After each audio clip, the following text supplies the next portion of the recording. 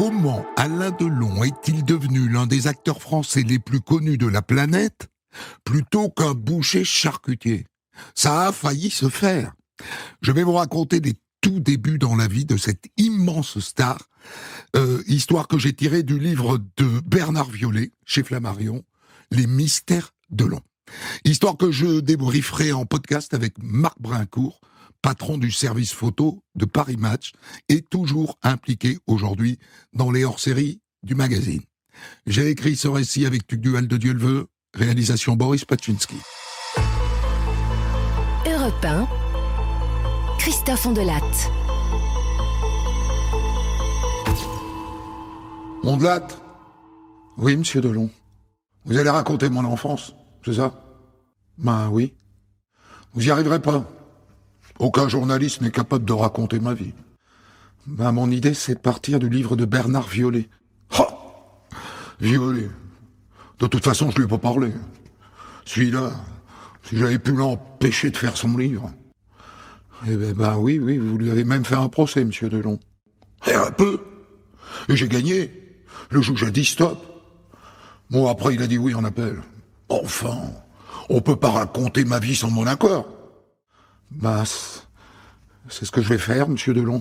Enfin, juste le début. Hein. Faites ce que vous voulez, Ondelatte. Faites ce que vous voulez. Mais tout sera faux. Bah, je vais quand même essayer, monsieur Delon. Bon courage, mon vieux. Bon courage. Lui n'a pas raconté, mais sa mère, Edith, Mounette, comme on l'appelait, sa mère a accepté. Faut dire qu'elle et Alain, c'était quelque chose. Alain, c'est vrai, j'étais sa chose. J'ai tout accepté de lui. Et j'aurais tout accepté. En fin de compte, je crois qu'il aurait fallu qu'il soit enfant unique et orphelin de père. Que nous vivions tous les deux, lui et moi.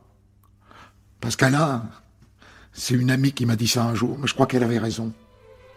Alain, il a l'amour exclusif. Alain Fabien Maurice Marcel Delon pousse son premier cri le 8 novembre 1935 à 4h du mat à Sceaux, en banlieue parisienne.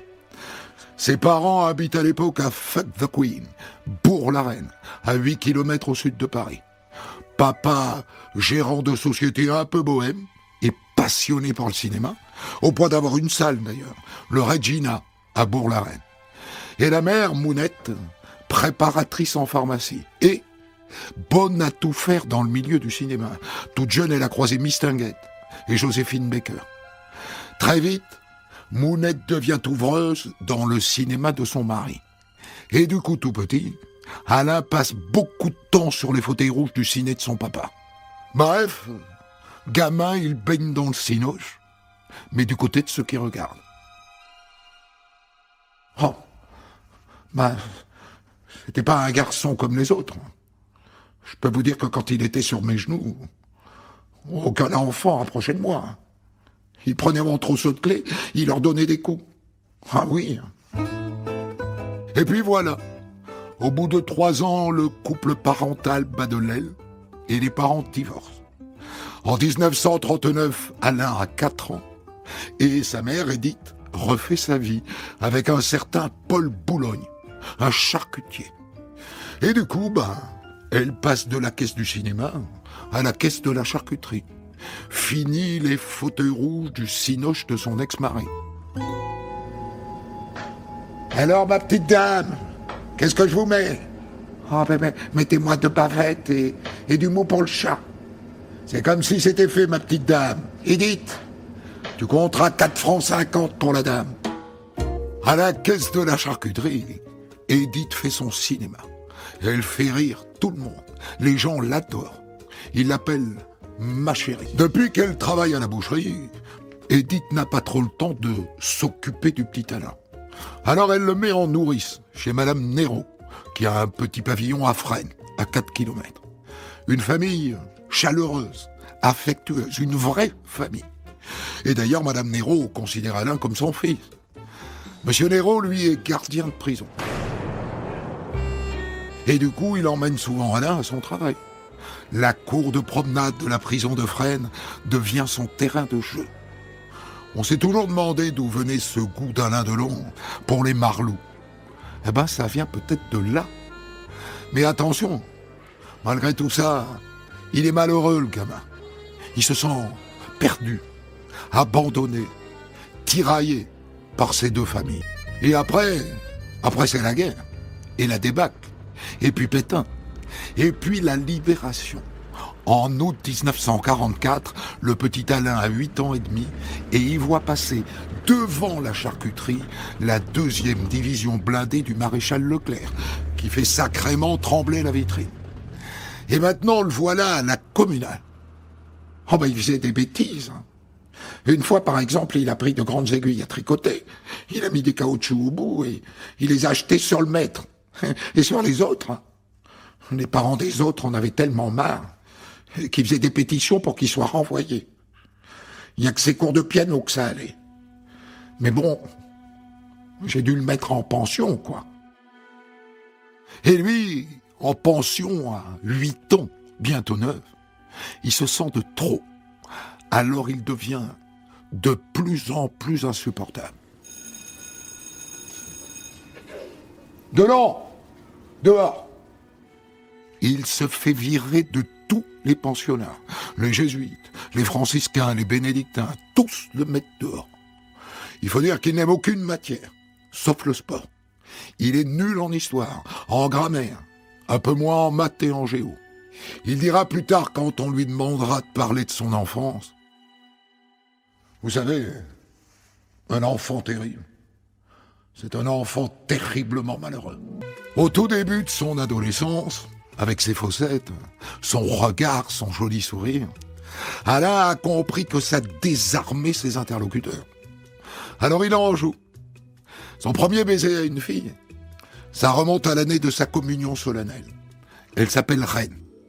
Un jour, ils sont au parc de Sceaux, tous les deux, et pour l'épater, il s'amuse à faire le mariole sur son vélo.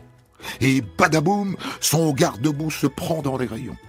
C'est de là que vient sa cicatrice au menton. Le dimanche à l'église, c'est pareil. Il met le bazar. Il fait tomber les chaises.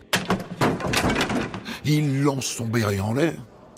Un jour, sa mère veut le mettre aux éclaireurs de France. Ah non, madame Edith, hein, vous êtes gentille, mais il n'en est pas question. Enfin, vous savez comment est Alain. À la fin de sa 3e, Alain a un grand projet qu'il a mitonné avec son copain Daniel.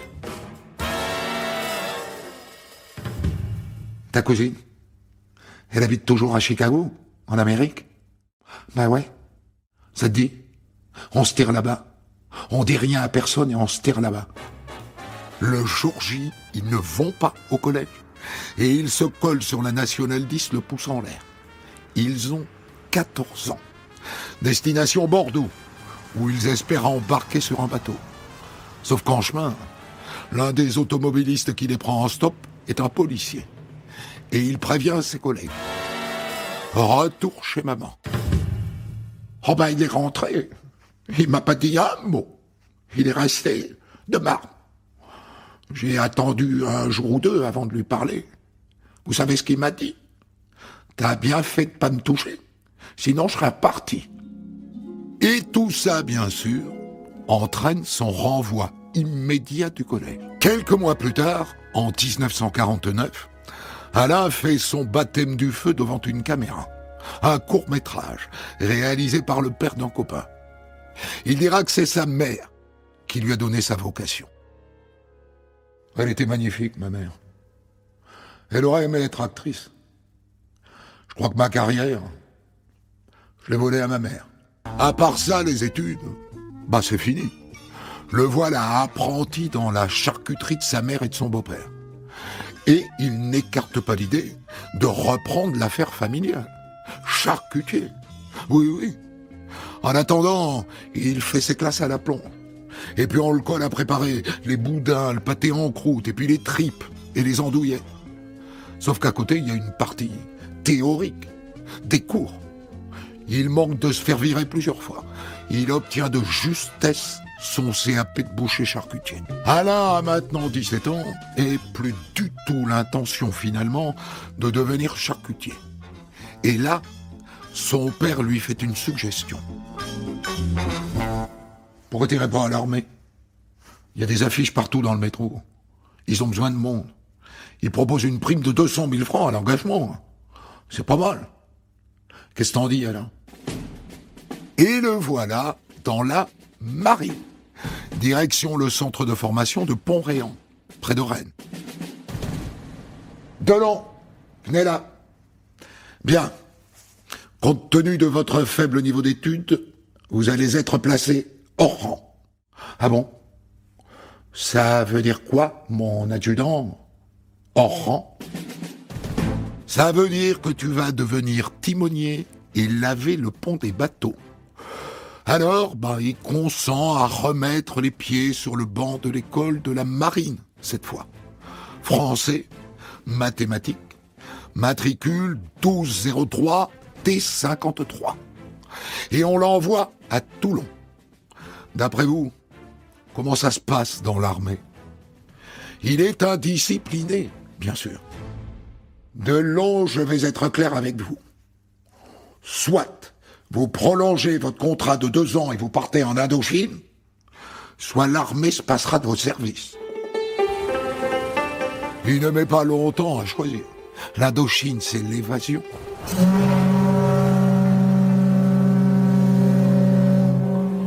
Il embarque à Marseille avec 2000 recrues. Escale prévue à Port Saïd, à Djibouti et à Singapour. Ça le fait rêver. Il n'a aucune idée de ce qu'il attend au bout. Il ne sait rien de cette guerre. Qui se bat contre qui et pourquoi. Mais il est jeune, inconscient. Il aime les défis.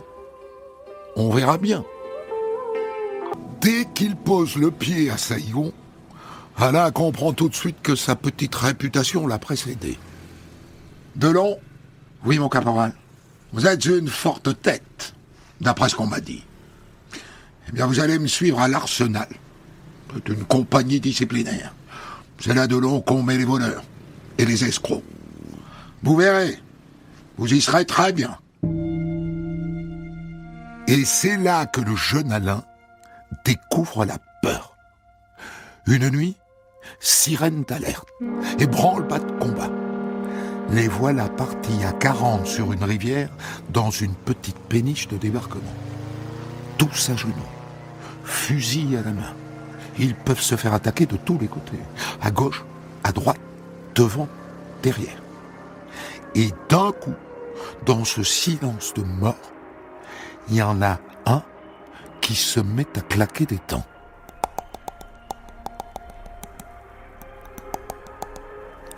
Et l'un après l'autre, ça décontamine tous. 40 mâchoires qui se mettent à claquer des dents. Et pas parce qu'ils ont froid, hein. Il fait 30 degrés. Mais parce qu'ils ont peur.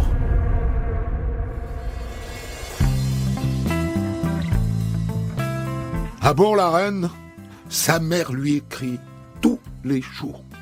Et toutes les semaines, elle lui envoie un colis. Et lui, il lui répond tous les jours. Il a intérêt, hein, parce qu'Edith, quand elle n'a pas de lettre, elle file direct chez sa voyante. Je vois de l'eau.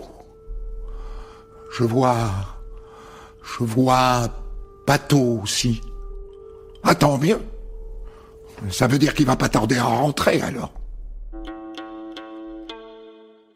Et quand elle reste plusieurs jours sans courrier, elle se débrouille par relation pour joindre un officier là-bas, à Saïgon. Il va très bien, ma chère madame. Toute la journée, il décharge des bateaux de riz, et le soir, il retourne en prison. En prison? Eh oui, il a fait une bêtise. Il a volé une Jeep de l'armée pour aller faire la foire avec des copains. Et dans un virage, plouf, il est tombé dans la rivière. 60 jours d'arrêt. Alain fête ses 20 ans seul dans sa cellule. Et comme il a une fois de plus dépassé les bornes... Delon, vous rentrez en France. Et là-bas, vous ferez 45 jours d'arrêt supplémentaires. Ah bon, pourquoi? À cause du revolver que vous avez volé, Delon. Mais j'ai pas volé de revolver. Si! Rompez! En mai 1956, le voilà de retour à la vie civile et à Paris. Il n'a aucune intention de réintégrer la charcuterie maternelle. Aucune. Il veut voler de ses propres ailes. Il n'arrive pas seul à Paris. Il débarque avec Lucien, un camarade de régiment. Ensemble, ils s'installent à Pigalle. Et ils trouvent une chambre dans un hôtel bon marché. Et voilà, ils découvrent Pigalle, les bars, les boîtes, les filles. Et Alain, ma foi, devient, comme il dira plus tard, le protégé des dames de passage. Il devient gigolo. Il est jeune, il est beau, il vit de ses charmes auprès des dames du quartier. Sa mère, évidemment, ça l'inquiète, tout ça. Vous savez ce qu'elle fait? Elle connaît un grand Manitou dans la police. Alors elle l'appelle. Et l'autre ordonne le ratissage de tous les hôtels de Pigalle, jusqu'à le retrouver. Monsieur Delon, suivez-nous. Mais enfin, vous n'avez pas le droit. Et puis il cède, et il les suit. Et puis après, le voilà serveur dans une brasserie des Champs-Élysées. Oh, pas longtemps. Jeune homme. Oui, monsieur. Je vous ai commandé une sole, et vous m'avez porté un turbo. La conversation avec le client mécontent dégénère. Il est viré. Et en partant, il dit à la cantonade, Vous verrez un jour, je deviendrai quelqu'un. En attendant, le voilà sans travail. Mais il en trouve. Il devient manutentionnaire aux Halles et occupe désormais une chambre mansardée à 2 pas des Champs-Élysées. Vous savez d'ailleurs qui habite derrière la porte juste en face de chez lui? Une certaine Yolanda Gigliotti, la future Dalida. C'est la rencontre avec une femme qui s'appelle Brigitte Aubert qui va lui ouvrir les portes du cinéma. Brigitte Aubert, à l'époque, est une actrice dont on parle. Elle a tourné avec Hitchcock et avec Jean Becker. Ce soir-là, elle est au sous-sol du Club Saint-Germain. Ses copines viennent la voir. « Brigitte, il y a un garçon qui souhaite absolument faire ta connaissance. Il t'attend dans le petit café qui est juste en face du club. »« Un garçon? Mais qu'est-ce qu'il me veut? »« Mais j'en sais rien, moi. Mais tu devrais aller le voir. Il est beau comme un dieu. »« Ouais, d'accord, mais moi j'ai pas que ça à faire. » Mais il revient le lendemain et le surlendemain. Et toujours, il lui fait passer des messages. « Je voudrais vous voir, je vous attends au café en face. » Et au bout de 3 jours, elle finit par y aller. Mais le problème, c'est qu'en attendant, il a avalé au moins 15 bières. Il est rond comme une bille. Mais Dieu qu'il est beau. À partir de ce jour-là, il ne se quitte plus. Tu connais Sinatra? Moi, Sinatra, c'est mon idole. Tiens, écoute ça. Et tous les jours, il la saoule, Brigitte. Il veut faire du cinéma. Ouais, mais d'accord. Mais il faudrait que tu commences par prendre des cours de comédie. Je connais un professeur, Simone Jarnac. Et dès le premier cours, le jugement du professeur tombe. Oh, mais il est doué, Brigitte. Il est doué, mais comme c'est pas permis. En mai 1957, Alain, qui dit partout qu'il est comédien, mais qui n'a jamais tourné un seul film, parvient à se rendre au Festival de Cannes. Pour l'occasion, il s'est fait prêter une superbe voiture de sport, une EMG. C'est une façon de se faire remarquer, d'attirer les photographes. Il a que ça. En dehors de Brigitte, il ne connaît personne dans le cinéma. La seule chose sur laquelle il peut compter, c'est son physique. Son physique qui fascine les femmes et les hommes. Alain est rentré de Cannes avec des cartes de visite, dont celle d'un agent artistique qui s'appelle Henry Wilson, qui est chargé de repérer et recruter de jeunes espoirs pour un studio italien. Vous avez un physique parfaitement fait pour l'écran, jeune homme. C'est indiscutable. Et au bout, eh bien, on lui propose un contrat pour Hollywood. Hollywood! James Dean vient de mourir. Les Américains pensent avoir trouvé son sosie français.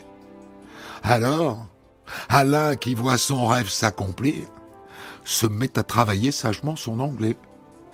Mais voilà, en France aussi, un réalisateur cherche un acteur façon James Dean. Il s'appelle Yves Allégret. Alors, mon film s'appellera « Quand la France s'en mêle ». C'est Edwige Feuillère qui en est la vedette. Et je songe à vous pour un rôle de jeune voyou. L'offre est séduisante. Mais dire oui, c'est abandonner le contrat américain pour Hollywood. Vous savez, Alain, peut-être en France que vous ferez votre carrière, pas aux États-Unis. Faites-moi confiance. Il vaut mieux être un bon second chez soi qu'un 41e à Hollywood. Il est d'accord, mais il est totalement débutant. Bien. Alors Alain, je veux que tu sois toi, que tu bouges comme tu bouges, que tu marches comme tu marches. N'essaie surtout pas de faire quelque chose, de jouer ou d'interpréter un rôle. Sois toi, et tu seras le personnage de mon film. Allez, on y va! Action! Le tournage n'est même pas terminé qu'Edwige Feuillère veut le présenter à son impresario, Olga Horsting, qui est à la tête d'une sacrée écurie. Michel Morgan et Brigitte Bardot, entre autres. Oh, il faut absolument que tu viennes voir ce garçon, Olga. Il est vif argent. Et donc, grâce à Olga, eh bien, il enchaîne avec un second film, Sois belle et tais-toi, où sur le plateau, il fait connaissance d'un autre inconnu, Jean-Paul Belmondo. Ils ne peuvent pas soupçonner tous les deux à quel point ils deviendront rivaux. Ça fait plusieurs mois que le réalisateur Pierre Gaspard VIII travaille sur un film franco-allemand baptisé Christine. Ce sera un remake d'un film réalisé il y a 20 ans par Max Ophuls, avec une idée géniale. Faire tourner le rôle tenu à l'époque par l'actrice autrichienne Magda Schneider par sa fille de 19 ans, Romy Schneider, qui est déjà une grande vedette en Europe. Romy qui, du coup, a un droit de regard sur le choix de ses partenaires. Vous avez eu le temps de regarder les dossiers des acteurs que je vous propose, mademoiselle Schneider? Oui, j'ai choisi celui-là, là. Alain Delon. Puis-je savoir pourquoi, mademoiselle? Eh bien, parce que je le trouve beau, séduisant, et que je le connais pas. Et voilà comment il décroche son premier rôle de jeune premier romantique. Et voilà surtout comment Alain rencontre Romy. La production l'envoie l'accueillir à l'aéroport d'Orly avec un gros bouquet de roses. Et ça n'est pas le coup de foudre. Il est beaucoup trop, comment dirais-je, trop beau, trop jeune, trop bien coiffé, trop à la mode. Et alors, le bouquet, trop rouge. Et l'après-midi même, ils se retrouvent face à face dans un studio près de la place Clichy pour des essais. Il s'agit d'apprendre à danser ensemble la valse viennoise. 1, 2, 3, 1, 2, 3. Et les voilà dans les bras l'un de l'autre, pour la première fois. Entre les deux, attention, le courant ne passe pas tout de suite. D'abord, Magda, la mère de Romy, trouve qu'il fait mauvais genre. Et quand le tournage débute en juin 1958, ça n'est pas rose non plus. Il est exaspérant. Ses blue jeans, ses chemises de sport toujours mal peignées, et cette manière qu'il a de parler trop vite. Et en plus, il arrive toujours en retard au studio. Mais en vérité, sans doute, il la fascine, Romy. Ce garçon rebelle, en vérité, elle voudrait lui ressembler. Le premier baiser entre Alain et Romy a lieu en Autriche, lors des tournages en extérieur de Christine. Il est amoureux, vraiment amoureux, pour la première fois. Ma poupée, tu arrivais de Vienne et j'attendais à Paris, avec un bouquet de fleurs dans les bras. Je suis tombé amoureux fou de toi. Et tu es tombée amoureuse de moi.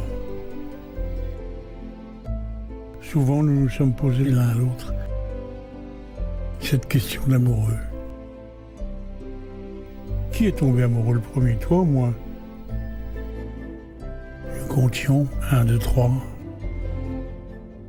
Et nous répondions ni toi, ni moi, ensemble. La suite, vous la connaissez. Alain aimera d'autres femmes. Mais Romy restera le grand amour de sa vie.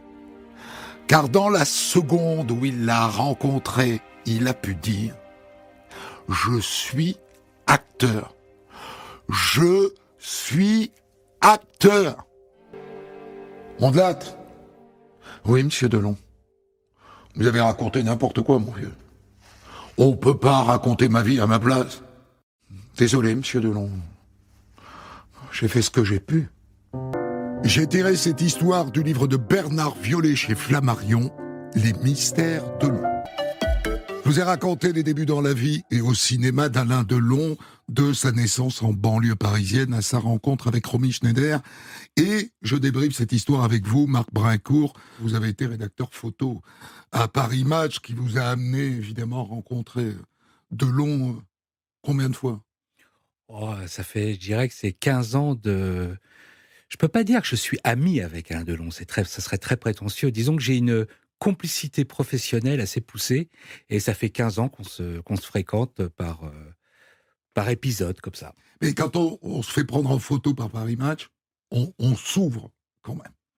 Bien sûr. On livre de son intimité. Alors ça dépend aussi des stars, ça dépend aussi des personnalités. Delon, disons qu'il nous donnait des choses. Il y en a qui vont courir après le photographe. Lui, il courait pas après le photographe.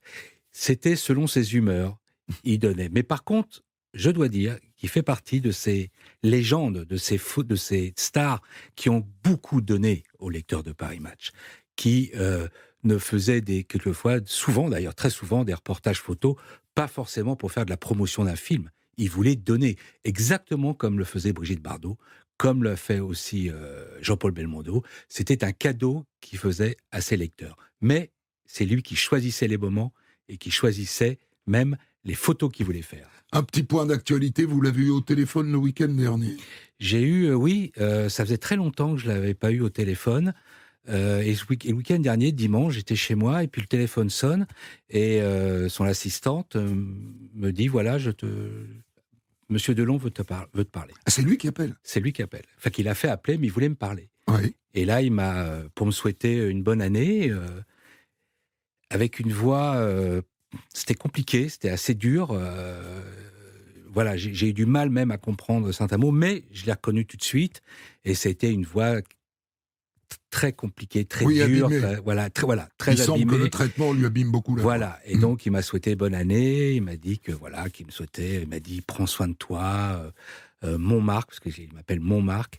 Et j'ai été très touché, mais à travers cette voix, avec tout ce qui s'est passé après, j'ai compris pas mal de choses à travers les différents témoignages qu'a fait Anthony. Oui. Et j'ai compris beaucoup de choses de ce qu'a expliqué Anthony. C'est-à-dire qu'il a sa tête. Mais pas toute. Pas toute. Je crois quand même, pour vous appeler, c'est qu'il a sa tête. Oui, mais ça va... Vous voyez, par exemple, je vais juste vous donner un exemple. Le téléphone ressonne une demi-heure après. Oui. Et j'entends « Tu m'as appelé ?» Et je dis « Non, Alain. Ah bon, c'est une connerie. » Ça veut dire que je crois qu'il a aussi il oublie la chose qui vient de se faire il y a quelques minutes. Donc il est entre deux, quoi. Il est entre deux. Et je crois que, voilà. Et quand on entend Anthony, il y a beaucoup de choses de vraies.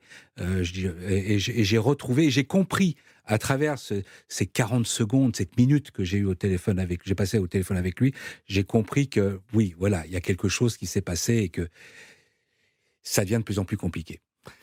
Vous me confirmez qu'il n'aime pas qu'on raconte sa vie à sa place?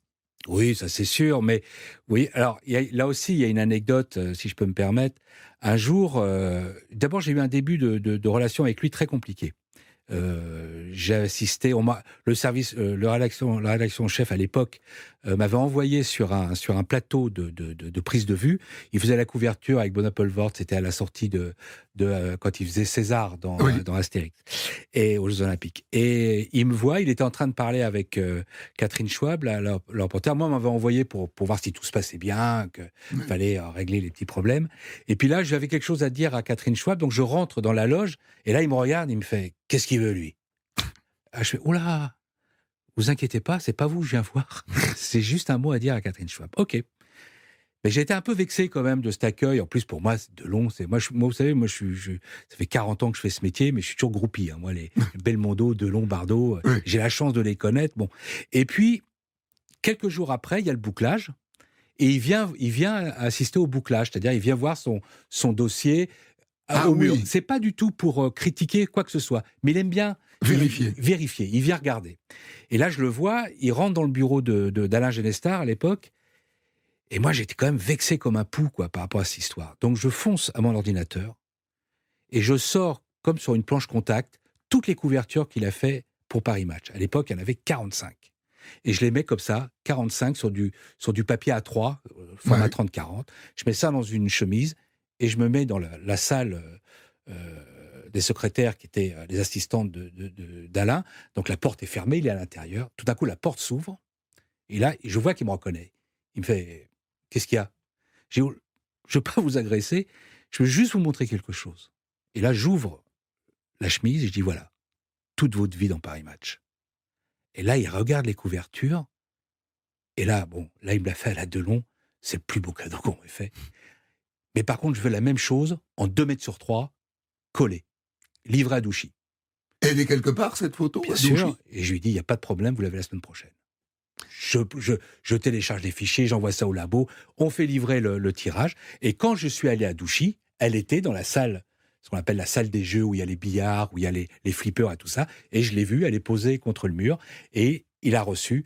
Et à partir de là, après, il y a eu une deuxième demande pour une carte de vœux.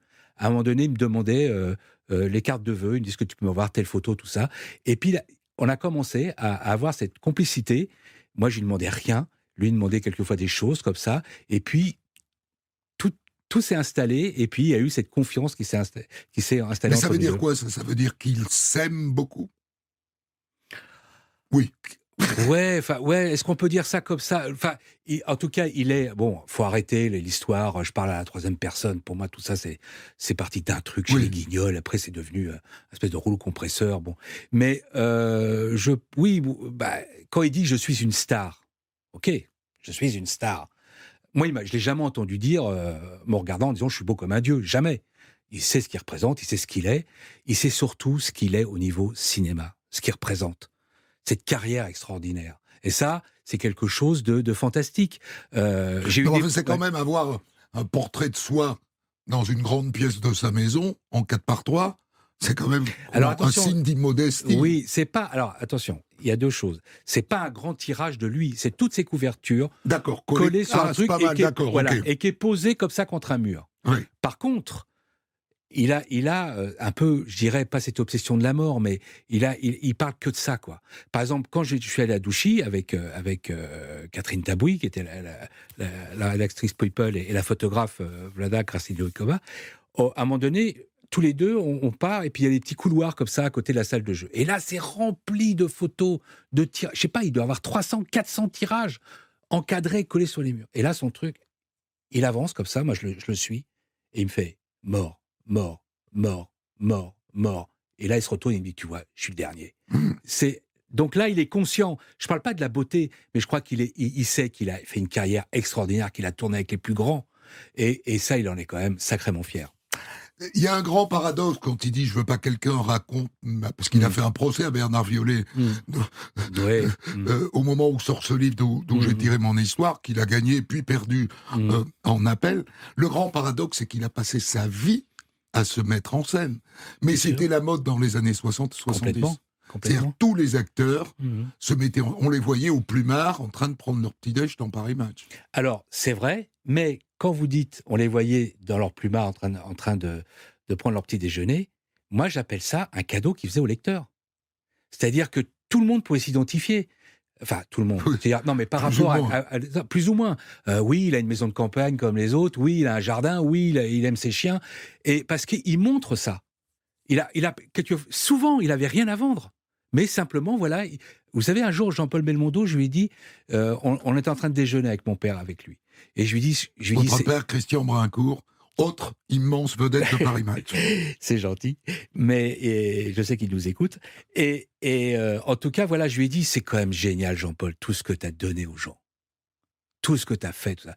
Mais il m'a dit, mais Marc, c'est normal. C'est mon métier. Toutes ces personnes qui, à un moment donné, ont mis, à l'époque, c'était une pièce de 5 francs par personne en famille, ils ont été voir mes films. C'est grâce à eux. Donc, de temps en temps, oui, je les emmène avec moi, je les mets dans ma valise et je les emmène en vacances, en week-end. Vous voyez ce que je veux dire ? C'est la générosité. Vous avez été, Marc Brincourt, rédacteur en chef photo à Paris Match. Vous restez commissaire d'exposition. Vous avez d'ailleurs réalisé une exposition Delon au Cap d'Antibes. J'en ai fait 3 expositions avec Alain Delon. Voilà. Et vous êtes toujours en charge des hors-séries, des photos des hors-séries de Paris Match. Alors, sa mère, il parle beaucoup de sa mère. Ça a été manifestement un personnage central de son enfance et de son adolescence, beaucoup plus que son père. Et en même temps, c'est la caricature de la mère castratrice. Ah oui. Très intrusive. Donc vous êtes allé à Douchy. Est-ce qu'il y a une trace de maman ? Il y a une trace. Alors, j'ai pas vu à Douchy, mais je l'ai vu dans ses bureaux qu'il a boulevard Haussmann. J'ai vu pas mal de photos de sa mère. Mais vous savez, il y a quelque chose par rapport à sa mère, et vraiment c'est bien parce qu'on apprend quand même beaucoup de choses. Mais par exemple, il y a 2 choses. Déjà, ça c'était... Je me souviens quand on avait fait le hors-série sur Alain Delon, il m'avait dit mais ma mère, c'était incroyable, quoi. Et à un moment donné, quand même, quand elle me promenait dans son berceau, elle avait mis un papier. Attention, cet enfant est beau, ne n'y touchez pas, quoi. Oui, non, mais c'est quand même incroyable, la mère. Et puis il y a aussi une chose, et là je pense que c'est plus une blessure.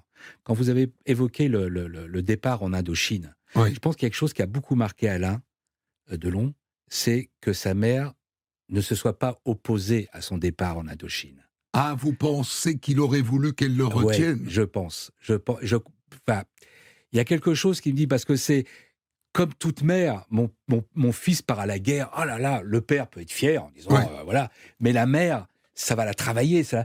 Et je pense que ça a été une sorte de blessure, dans le sens où je pense qu'il aurait aimé que sa mère soit vent debout contre ce départ. Ça l'aurait touché. Par contre, c'est vrai, après, quand je vous dis, j'ai vu des photos dans ses bureaux, oui, sa mère est là, elle est assise, et il y a quelque chose c'est une vraie passion. Une vraie passion. Que s'il part pas en Indochine, il reste boucher charcutier. Exactement. Il reprend la charcuterie de son beau-père. Vous y croyez vraiment qu'il aurait pu être boucher charcutier ? Non. En plus, vous l'avez dit, la beauté d'Alain Delon. Oui, il y a des bouchers qui sont beaux. Comme Alain Delon, j'en ai jamais vu, franchement. Et je pense qu'à un moment donné, il y aura quelqu'un qui serait rentré dans cette boucherie pour acheter un steak et qui était dans le milieu et qui aurait dit, mais attends, c'est qui ce mec, quoi ? Non, je pense pas qu'il aurait... Il aurait duré longtemps dans la boucherie. Alors justement, la beauté, pour un photographe, c'est essentiel. Il y fait très attention, il en est totalement conscient. Je dirais plus, alors bien sûr, vous avez raison, mais je dirais aussi dans la gestuelle. Moi, il y a quelque chose qui m'a frappé, quand Alain, par exemple, venait à Match, même à l'époque de Roger Théron, alors il y avait une complicité aussi avec Roger Théron. Fallait voir Alain arriver à Match, quoi. Il pouvait pas ouvrir une porte normalement. C'était, il ouvre la porte, l'impair sur l'épaule, pof, jeté sur un coussin. Bon, alors, on en est où là ? C'est où là ? La maquette, c'est là. Il est constamment. Est-ce qu'il est constamment dans le jeu ? Voilà. Il y a un style Alain Delon. C'est comme il disait, 2 litres de café le matin au réveil. Et puis il peut. Voilà. Je dis simplement, il peut pas ouvrir une porte normalement. Mais quand vous faites clic-clac Kodak et que la photo est prise, à l'époque c'était pas du numérique, donc il fallait attendre le tirage. Exactement. Il faisait le tri. Il disait celle-là oui, celle-là non. Là, il y a une chose par rapport à ce que vous avez dit quand vous disiez contrôler. Il y a une chose qu'il faut savoir. C'est qu'il a toujours eu son photographe. Moi, j'ai connu les 3, c'est-à-dire il y a eu Michel Ginfray pendant toute une époque. Après, il y a eu Michel Marézy, ça a été le photographe de Delon pendant 30 ans. Ça a été son photographe. Il a toujours eu un photographe attitré. C'est-à-dire que jusqu'à, disons, à une certaine époque, c'était les photographes de match, Benjamin Auger, Walter Caron, les grands photographes de Paris Match. Oui. Et à partir d'un certain moment, des années 70, il avait son photographe. Donc là, il contrôlait. Là, il regardait les photos, fallait lui présenter les diapos, montrer les tirages, il choisissait, choses comme ça. Comme fait Catherine Deneuve, comme fait les grandes stars. Comme font tous les grands artistes. Oui, bien sûr. Mais là, chez Delon, voilà, il y avait. Alors après, il y a les bons et les moins bons. Voilà, les photographes qui prenaient, ils savaient exactement, surtout Michel Marézy, capter le moment, là où il était le plus beau, le regard, cette espèce de contre-jour avec un peu de soleil dans les cheveux, et puis ses yeux, ces fameux yeux bleus qui pétaient dans la photo, dans l'image. Donc évidemment, il était conscient de ça, mais il savait aussi choisir les bons peintres. Vous voyez ce que je veux dire ? Vraiment de choisir les bons photographes qui allaient le mettre en valeur, comme Gabin. Gabin, sur un plateau, c'était... il disait au chef réparateur, ils sont bien mes yeux, là ? C'était son atout, Gabin. Ses fameux, sa couleur, ses yeux. Tu les as bien, mes yeux, ils sont bien, mes yeux. Vous voyez ce que je veux dire ? Ils ont tous un petit quelque chose. Peut-être, Jean-Paul Belmondo, moins, beaucoup moins. Moins que les autres. On voit quand on raconte ses débuts au cinéma, qu'en vérité, ça a été son seul passeport.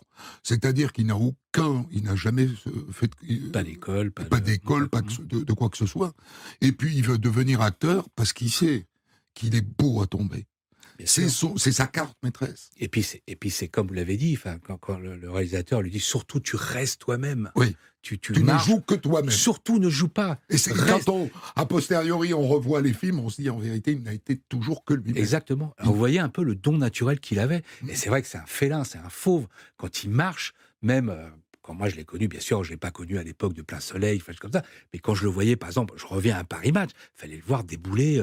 Vous savez, je vais vous raconter une anecdote. À la maquette, quand il venait voir ces sujets, il y avait pas mal il venait même à la maquette. Bien sûr. Donc il sélectionnait les photos. Parce qu'à l'époque, les pages étaient montées à la maquette. Vous savez, sur les plaques de liège, les photos étaient punées. Donc il venait voir son sujet, monté, avec les titres, avec les textes et tout ça.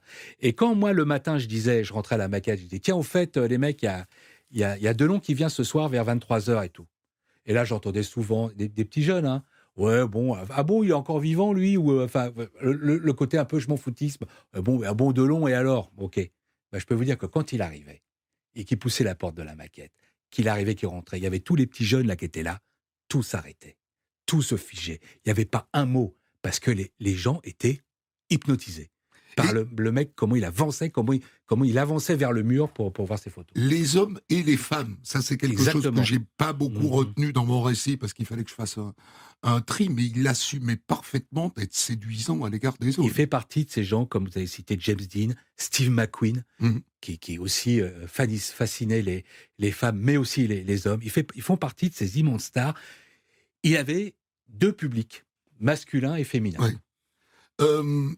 Ce festival de Cannes 57, alors vous y étiez pas, non. Vous n'étiez pas né non plus. 56. 56, vous aviez un an. Il va donc au Festival de Cannes, je crois que c'est la 8e ou 10e édition, je me souviens plus. Et il débarque au Festival de Cannes avec une voiture de sport qui s'est fait prêter par un type. Et il fait le kéké, quoi. Ah ouais, puis avec son personne ne le connaît. Il avait un costume blanc. Alors je me demande si c'est pas là où il est accompagné quand même. Il n'a pas été tout seul. Il a fait venir Brialy avec lui. Alors oui, ça aussi, voilà. J'ai pas retenu Brialy dans le décor, mais Brialy... Mais il s'est servi de Brialy je sais pas si c'est de la timidité, mais il s'est servi de Brialy pour... Qui n'était pas plus connu que lui. Mais hein. pas du tout. Oui. Et surtout, Brialy était ravi parce qu'il y avait quand même cette beauté qui débarquait à Cannes. Et Brialy aimait les hommes. Et voilà, donc il profitait un peu de cet essaim d'abeilles qui tournait autour de cette star. Mais c'est quand même ça, star. je ne l'ai pas retenu parce qu'il fallait faire un tri, mais Bien sûr. ça m'a marqué parce que finalement, Delon, c'est la caricature du macho, physiquement, et ça ne le gêne pas d'avoir comme premier grand ami dans le cinéma Jean-Claude Brialy, Bien qui est sûr. homosexuel. Bien sûr. Parce que alors là, il fait la part des choses. Il a aucun préjugé. Enfin, voilà, Visconti. Je veux dire, voilà. Et lui, ce qu'il voit, c'est l'homme, l'image de cet homme, c'est-à-dire ce qu'il représente, ça, et puis surtout ce qui est à l'intérieur, la gentillesse, l'amitié, tout ça. Très important, l'amitié. Parce que vous savez, le nombre de fois où Alain Delon, et encore quand on a fait ce reportage chez lui à Douchy, parmi les 55 tombes de ses chiens, 55 tombes. Réparties dans le parc. Pas réparties dans le parc, dans un carré comme ça, il y a même des chiens qui sont enterrés par couple. Vous savez qu'il avait deux meutes. Oui. Il avait ses chiens de jour et ses chiens de nuit.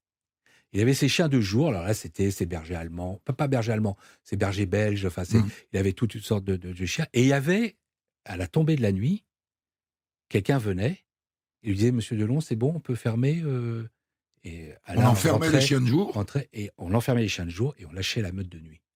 Où là, il y avait 6-7 Doberman qui tournaient toute la nuit dans le parc.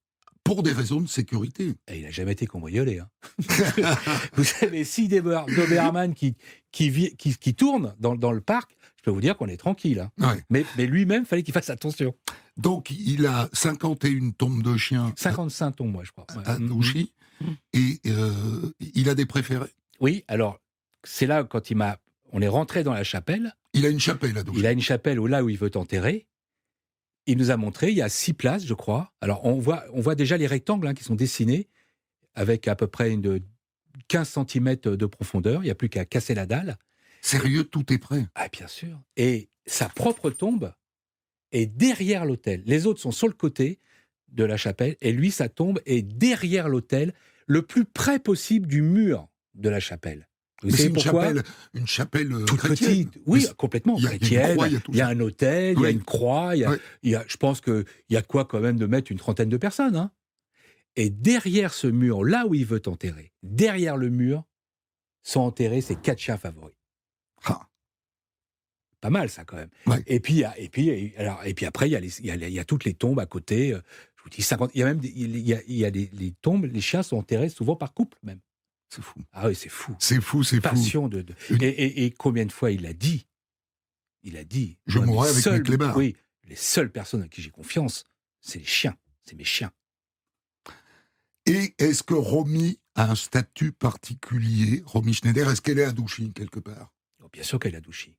Elle est à Douchy sur les photos. Elle est à Douchy... Vous savez que quand Alain joue au théâtre, on avait fait une double d'hommage qui est quand même incroyable.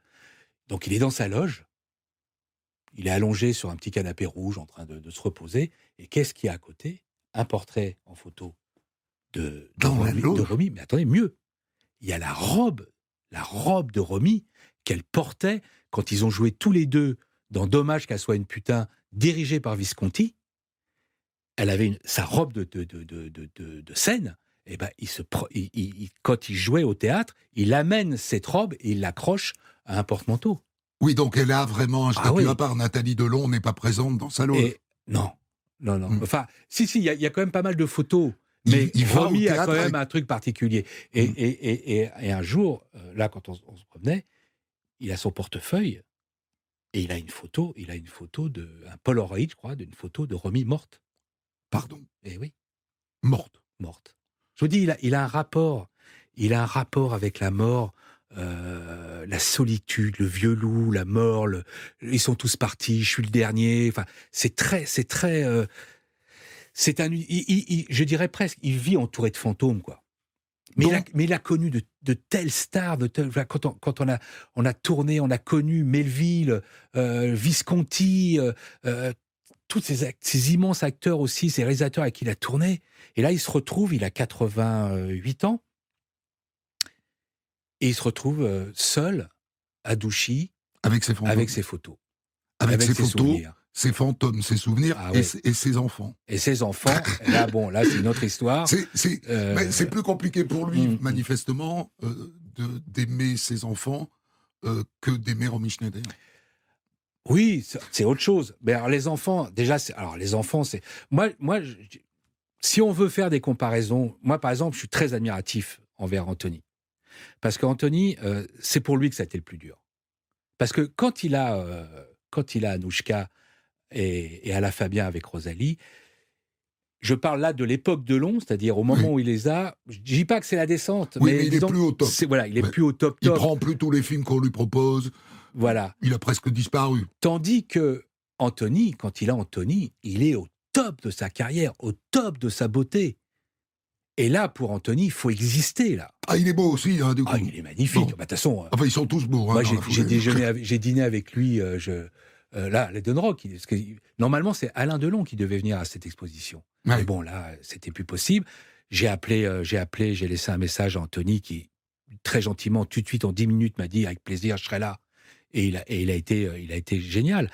Et là, quand je l'avais en face de moi, j'ai pas pu m'empêcher.